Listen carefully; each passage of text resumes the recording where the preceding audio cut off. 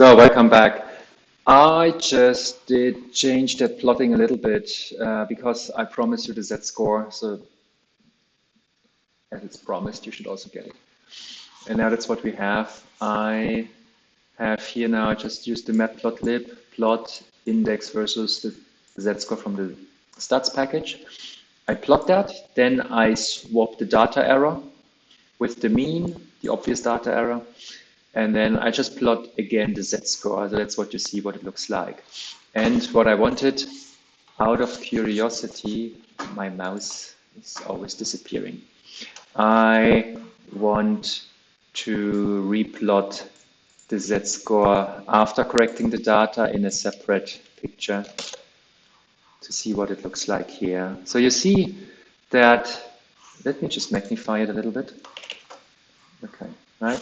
So you see even after correcting, there are financial crisis, minus 6 or 7 standard deviations. The recent one, COVID.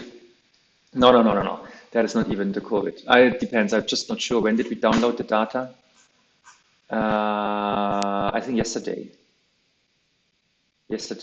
So it was yesterday or the day before yesterday. I'm not sure whether the new information about the German vaccination is already in the price. I don't think so. At least I don't see it. And that is this recent drop in SAP, which happened because of the customers not wanting to use the HANA cloud as SAP would like them to use it. That's a big thing. See, it's the 10 standard deviation event. We have the financial crisis here, -8.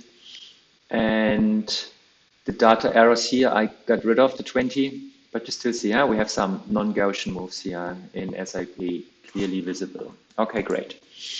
So, and what we now do is we are, I don't know, let me see, plot the Z. I think I stop the video here and make another one.